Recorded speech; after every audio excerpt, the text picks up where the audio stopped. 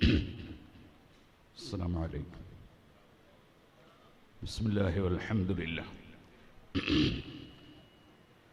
نشهد أن لا إله إلا الله ونشهد أن محمدا عبده ورسوله.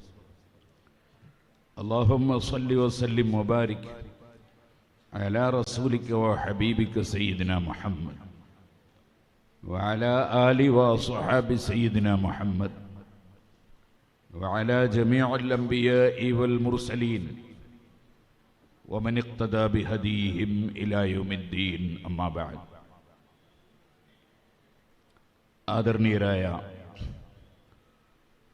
സമസ്ത Kerala Jamiyyathul Ulama general secretary, Indian grand മുഫ്തി സുൽത്താനുൽ ഉലമ ഉസ്താദ് അവറുകൾ, സമസ്ത കേരള ജമിയത്തുൽ ഉലമ വൈസ് പ്രസിഡന്റ് അമീനു ശരിയ സയ്യിദ് അലി ബാഫഖി തങ്ങൾ, സമസ്ത കേരള ജമിയത്തുൽ ഉലമ സെക്രട്ടറിയും കേരള മുസ്ലിം ജമാഅത്തിൻ്റെ ജനറൽ സെക്രട്ടറിയുമായ ബദറുസാദാത്ത് ഇബ്രാഹിമുൽ ഖലീൽ ബുഖാരി തങ്ങളവറുകൾ, മറ്റ് ഞങ്ങളുടെ കൂടെ ഈ ജാഥ നയിച്ചുകൊണ്ടിരിക്കുന്ന സയ്യിദ് ഷറഫുദ്ദീൻ ജമലുൽ തങ്ങൾ,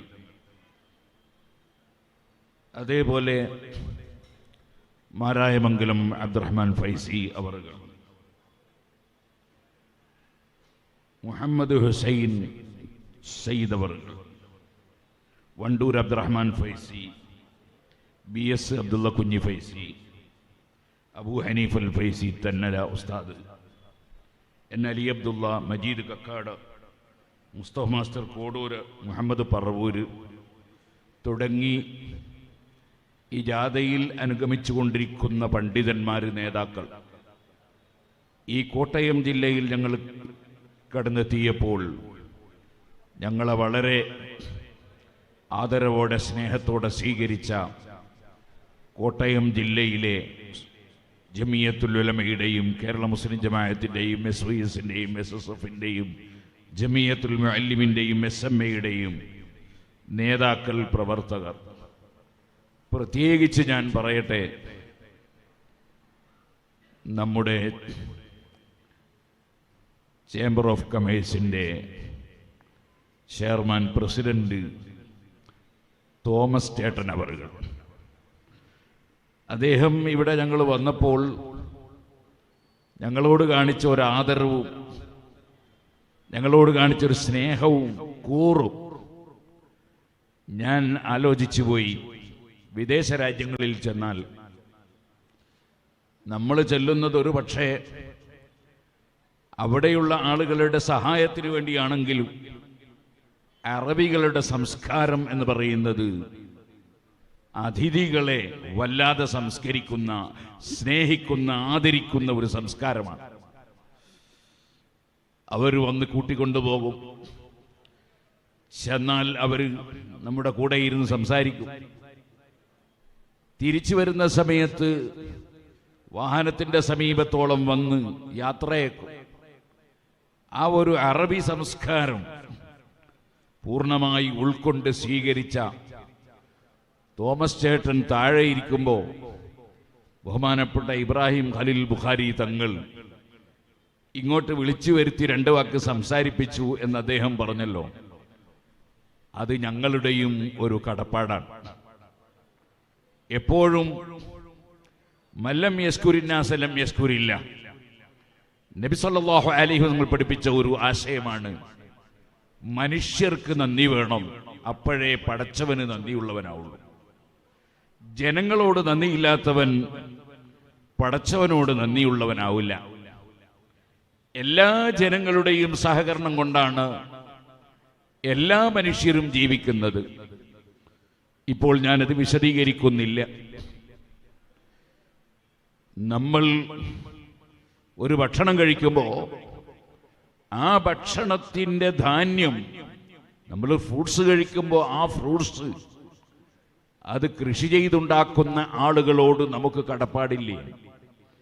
അത് കൃഷി ചെയ്തുണ്ടാക്കുന്നവർ എത്ര അധ്വാനിച്ചാണ് അത് കൃഷി ചെയ്യുന്നത്. അത് കൃഷി ചെയ്യാൻ വേണ്ടി അവർ ഉപയോഗിക്കുന്ന ഉപകരണങ്ങൾ, ഉദാഹരണത്തിന് നെല്ലാണെങ്കിൽ വയൽ ഉഴുതുമരിക്കാൻ വേണ്ടി ഉപയോഗിക്കുന്ന ട്രാക്ടർ, അല്ലെങ്കിൽ പഴയ കാലത്ത് കരിയുന്നകവും, അത് നിർമ്മിച്ച ഇരുമ്പ്, ആ ഇരുമ്പ് ഭൂമിയിൽ നിന്ന് കണ്ടെടുത്ത ഭൂഗർഭശാസ്ത്രജ്ഞന്മാരോട് നമുക്ക് കടപ്പാടില്ലേ? അത് ശുദ്ധീകരിച്ച ഫാക്ടറിയോട് നമുക്ക് കടപ്പാടില്ലേ? ആ ഫാക്ടറിക്ക് വേണ്ടി വലിയ ധനം ചെലവഴിച്ച അതിൻ്റെ ഉടമസ്ഥനോട് കടപ്പാടില്ലേ? അവിടെ ജോലി ചെയ്ത ആയിരക്കണക്കിന് തൊഴിലാളികളോട് നമുക്ക് കടപ്പാടില്ലേ? എന്തിനധികം പറയണം, നമ്മളിപ്പോൾ ഒരു വസ്ത്രം ധരിച്ചുകൊണ്ടാണ് ഈ സദസ്സിൽ വന്ന്. കാരണം നമ്മൾ മനുഷ്യരാണ്. മൃഗങ്ങളാകുമ്പോൾ അവകൾ അതിൻ്റെ നഗ്നത മറക്കാറില്ല. അതുപോലെയല്ലല്ലോ മനുഷ്യൻ. മനുഷ്യനാകുമ്പോൾ നഗ്നത മറച്ചിരിക്കും. ഈ വസ്ത്രം നെയ്തുണ്ടാക്കിയവരോട്, അത് നിർമ്മിച്ച ഫാക്ടറിയോട്, അവിടെയുള്ള തൊഴിലാളികളോട്, അത് കൊണ്ടുവന്ന് വിൽക്കുന്ന തുണിക്കടക്കാരോട്, അതവിടെ എത്തിച്ച വാഹനം ഓടിച്ച ഡ്രൈവറോട്, ആ വാഹനം നിർമ്മിച്ച ഫാക്ടറിയോട്, ഇങ്ങനെ നമ്മളുടെ ജീവിതത്തിൽ നമ്മൾ ദിനേന ഉപയോഗിക്കുന്ന വസ്തുക്കളും ഉപകരിക്കുന്ന വസ്തുക്കളും അതിൻ്റെ പിന്നിൽ പ്രവർത്തിച്ച ജനങ്ങൾ, അത് കേവലം മുസ്ലിമീങ്ങൾ മാത്രമല്ല, ക്രൈസ്തവർ മാത്രമല്ല, ഹൈന്ദവർ മാത്രമല്ല, മതമുള്ളവർ മാത്രമല്ല, മതമില്ലാത്തവർ മാത്രമല്ല, സർവ്വജനങ്ങളുടെയും സഹകരണം കൊണ്ടല്ലേ മനുഷ്യൻ ഇവിടെ മാന്യമായി ജീവിച്ചുകൊണ്ടിരിക്കുന്നത്. ആരെയാണ് മാറ്റി നിർത്താൻ സാധിക്കുക? ആ മനുഷ്യർക്കൊപ്പം മനുഷ്യന്റെ മനസ്സും കൂടി ഇണങ്ങി വന്നാൽ എത്ര പുരോഗതിയായിരിക്കും, എത്ര വലിയ ഉന്നതമായ സംസ്കാരമായിരിക്കും നമ്മുടെ രാജ്യത്തിന് നേടാൻ സാധിക്കുക. അതുകൊണ്ട് തന്നെ ഉപകാരം ചെയ്യുന്നതിലും, അതേപോലെ കാരുണ്യം ചെയ്യുന്നതിലും, സഹായിക്കുന്നതിലും, സഹകരിക്കുന്നതിലും, ചേർന്ന് നിൽക്കുന്നതിലും എല്ലാവരും മനുഷ്യർക്കൊപ്പമാവുക. മനുഷ്യർക്കൊപ്പമാകുമ്പോൾ മനുഷ്യ ജീവിതത്തിന് വേണ്ടി ലോകസൃഷ്ടാവ് സൃഷ്ടിച്ച ജീവികളാണ് ഇവിടെയുള്ള എല്ലാ ജീവികളും.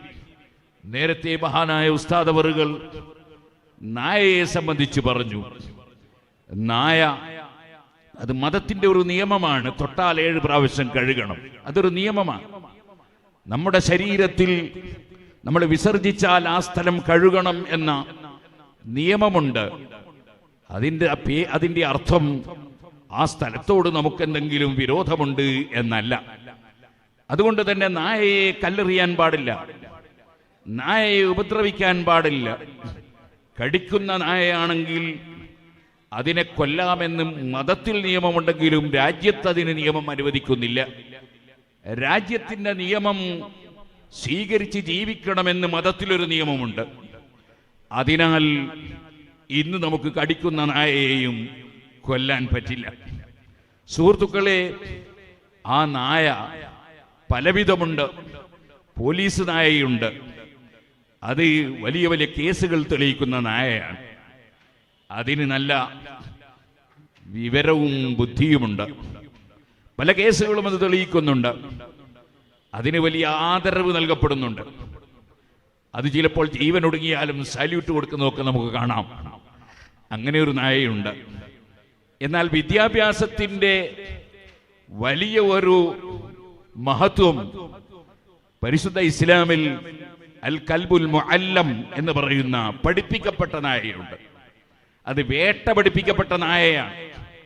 ആ നായ ഒരു വേട്ടമൃഗത്തെ പിടിച്ചുകൊണ്ടുവരുന്നു. ബിസ്മില്ലാഹിർ റഹ്മാനിർ റഹീം എന്ന് ചൊല്ലി ഉടമസ്ഥൻ നായയെ മൃഗത്തെ പിടിക്കാൻ വേണ്ടി വിടുന്നു. അതൊരു വേട്ടമൃഗത്തെ അത് പിടിച്ചുകൊണ്ടുവരുന്നു. അങ്ങനെ കൊണ്ടുവരുമ്പോൾ അതിന്റെ ജീവൻ ഒടുങ്ങിപ്പോയി. ആ ജീവിയെ അറുക്കാൻ കിട്ടിയില്ല. എന്നാൽ അത് തിന്നാമോ? പണ്ഡിതന്മാർ പറയുന്നത് തിന്നുന്നതിന് വിരോധമില്ല. കാരണം അതൊരു കേവലം നായയല്ല, അത് പഠിപ്പിക്കപ്പെട്ട വിദ്യാഭ്യാസമുള്ള നായയാണ്. വേട്ട പഠിപ്പിക്കപ്പെട്ട നായയാണ്. അത് കൊണ്ടുവന്നത് അറുക്കാതെ തന്നെ തിന്നാൻ പറ്റും. ഇമാം ഷാറാനി റളിയല്ലാഹു അൻഹു പറയുന്നുണ്ട്, നായകൾ തമ്മിൽ ഒരു സംവാദം നടന്നു. ഒന്ന് വേട്ടയാടുന്ന നായയാണ്, വേറെയൊന്ന് ഒരു തെരുവ് നായയാണ്. തെരുവ് നായ വേട്ടനായയോട് പറഞ്ഞു, നീ എന്തിനാണ് ഇത്ര അന്തസ്സിൽ ജീവിക്കുന്നത്? ഈ രാജാക്കന്മാരെ കൂടെയും മുതലാളിമാരെ കൂടെയൊക്കെ ഞങ്ങളെപ്പോലെ തന്നെ ജീവിച്ചാൽ പോരെ, നിനക്കെന്തിനാ ഇത്ര ഒരു ബഹുമാനം എന്തിനാ? അപ്പോൾ ഈ വേട്ടനായ ഈ നായയോട് പറഞ്ഞു, അതിനൊരു കാരണമുണ്ട്. നീ ധാരാളം മൃഗങ്ങളെ പിടിക്കുന്നുണ്ട്, തിന്നുന്നുണ്ട്. അതെ, നീ പക്ഷേ മറ്റുള്ളവർക്ക് വേണ്ടി ഒരു മൃഗത്തെയും പിടിക്കാറില്ല. ഞാൻ അങ്ങനെയല്ല. ഞാൻ പിടിക്കുന്ന മൃഗങ്ങൾ എനിക്ക് വേണ്ടിയല്ല. ഞാൻ പിടിക്കുന്ന വേട്ടമൃഗങ്ങളെ ഞാൻ പിടിച്ചാൽ ഞാൻ അതിൽ നിന്ന് ഒരിഞ്ച് പോലും കഴിക്കൂല. അതങ്ങനെ തന്നെ ഉടമസ്ഥന് കൊണ്ടു കൊടുക്കും. മറ്റുള്ളവർക്ക് ഉപകാരം ചെയ്യുക എന്നതാണ് എൻ്റെ ജീവിതത്തിന്റെ ലക്ഷ്യം. നീ അങ്ങനെയല്ല, സ്വന്തത്തിൽ ധാരാളം തിന്നുക എന്നതാണ്. അതുകൊണ്ട് അക്രമുനി വഅല്ലമുനി, സമൂഹം എന്നെ ബഹുമാനിച്ചു, ആദരിച്ചു. മഹാനായ ശൈഖുന കാന്തപുരം ഉസ്താദിന് സർവ്വമതക്കാരും മതമില്ലാത്തവരും ആദരവ് നൽകുന്നു. എന്തുകൊണ്ടാണത്? സമൂഹത്തിന് വേണ്ടി ജീവിച്ചത് കൊണ്ടാണ്. അവിടെ മതവ്യത്യാസമില്ല, അതുപോലെ മറ്റ് അന്തരങ്ങളില്ല. അതിന്റെ ധാരാളം ഉദാഹരണങ്ങൾ അനുഭവിച്ചവരാണ് ഇന്ത്യയിലെ ജനങ്ങൾ. ഞാനതിലേക്ക് കടക്കുന്നില്ല. എന്നാൽ സുഹൃത്തുക്കളെ, ഈ അങ്ങാടിയിലൂടെ അലഞ്ഞു തിരിഞ്ഞ് നടക്കുന്ന നായകളുണ്ടല്ലോ, ആ നായകളും പടച്ചവൻ സൃഷ്ടിച്ചത് ഉപകാരത്തിന് വേണ്ടിയാണ്. നിങ്ങൾ കാർപ്പറ്റ് അടിക്കുന്ന മെഷീൻ കാണാറില്ലേ? കാർപ്പറ്റിലുള്ള എല്ലാ ദുഷിച്ച സാധനങ്ങളും അതങ്ങനെ തന്നെ അങ്ങ് വിഴുങ്ങുകയാണ്. ഇതുപോലെ ഒരു കല്യാണ വീട്ടിൽ അവിടെ നിന്നുള്ള അവശിഷ്ടങ്ങൾ കൊണ്ടുപോയി എറിഞ്ഞ ഒരു സ്ഥലം, എങ്കിൽ ഒരു ഹോട്ടലിന്റെ പിന്നിൽ അത് എറിഞ്ഞ ഒരു സ്ഥലം, അവിടെയുള്ള ആ ഭക്ഷ്യവസ്തുക്കളുടെ അവശിഷ്ടങ്ങൾ അവിടെ നിന്ന് ദിവസങ്ങൾ കഴിയുമ്പോൾ നാറിയിട്ട് പിന്നെ അതിലെ ആർക്കും വഴിപോകാൻ കഴിയില്ല. പക്ഷേ അവിടെ നമ്മുടെ ഈ നായകൾ എത്തുന്നു. അങ്ങനെ തെരുവു നായകൾ അവിടെ വന്ന് കാർപ്പറ്റ് അടിക്കുന്ന മെഷീൻ പോലെ അത് മുഴുവനും അത് തിന്ന് വയറ്റിലാക്കുന്നതിനാൽ നാറാത്ത ഒരു സമൂഹത്തിൽ, നാറാത്ത ഒരു സദസ്സിലായി അല്ലെങ്കിൽ ഒരു റോഡിലായി നമുക്ക് ജീവിക്കാൻ കഴിയും. ആകയാൽ ലോകത്ത് സൃഷ്ടിക്കപ്പെട്ട എല്ലാ ജീവികളും മനുഷ്യ നന്മക്ക് വേണ്ടിയാണ്. പക്ഷെ നിയമങ്ങളുണ്ടാകും. നിയമം മറ്റൊന്നാണ്. നിയമത്തിന്റെ റൂട്ടിൽ പോകും എല്ലാ ജീവികളും. അതുകൊണ്ടാണ് നേരത്തെ മഹാനായ ഉസ്താദ് അവർകൾ പറഞ്ഞ അഹ്മദ് ബിൻ ഹംബൽ റളിയല്ലാഹു അൻഹു 10 ലക്ഷം ഹദീസ് മനപ്പാടമാക്കിയ പണ്ഡിതൻ പഠിക്കാൻ വേണ്ടി കുറേയേറെ നാഴിക യാത്ര ചെയ്തുകൊണ്ട് മരുഭൂമിയിലൂടെ യാത്ര ചെയ്തു പോയി. ഒരു മഹാപണ്ഡിതനായ ഹാഫിദിന്റെ അടുത്തെത്തി ഖുർആനും ഹദീസും മനപ്പാടമാക്കിയ മഹാൻ. നേരെ ചെല്ലുമ്പോൾ അദ്ദേഹം ഒരു നായക്ക് പത്തിരി മുറിച്ചു കൊടുക്കുകയായിരുന്നു. അഹ്മദ് ബിൻ ഹംബൽ റളിയല്ലാഹു അൻഹു അസ്സലാമു അലൈക്കും. വഅലൈക്കും അസ്സലാം. പിന്നെ കൂടുതലൊന്നും സംസാരിച്ചില്ല. ആ നായക്ക് ഇങ്ങനെ പത്തിരി മുറിച്ചിട്ട് കൊടുക്കൊണ്ടിരിക്കുകയാണ്. അഹ്മദ് ബിൻ ഹംബൽ തങ്ങളുടെ മനസ്സിലൊരു ചെറിയ വിഷമം. ഇത്രയും നാഴിക അകലെ നിന്ന് ഇത്രയും വിഷയങ്ങൾ പഠിച്ച് മനസ്സിലാക്കി ഇനിയും പഠിക്കാൻ വന്ന എന്നെ വേണ്ടതുപോലെ പരിഗണിച്ചില്ലല്ലോ. അഹ്മദ് ബിൻ ഹംബൽ റളിയല്ലാഹു അൻഹുവിനെ ആ പണ്ഡിതൻ വിളിച്ചു. യാ അഹ്മദ്, അഹ്മദേ, നിങ്ങൾ എൻ്റെ പേരിൽ തെറ്റിദ്ധരിക്കരുത്. ഞാൻ ഇവിടെ ചെയ്തുകൊണ്ടിരിക്കുന്ന ഒരു കാര്യം, അർളുനാ ഹാദിഹി ലൈസ ഫീഹാ കിലാബ്, ഈ പ്രദേശത്ത് ഒറ്റ നായയില്ലാത്തൊരു പ്രദേശമാണ്. ഇവിടെ ഒരു ഒറ്റപ്പെട്ട നായ എത്തിപ്പെട്ടു. അതിന് ഭക്ഷണം കിട്ടിയിട്ടില്ലെന്ന് ഞാൻ മനസ്സിലാക്കി. അതിന് ഞാൻ പത്തിരി മുറിച്ചു കൊടുക്കുമ്പോഴാണ് നിങ്ങൾ എത്തിയത്.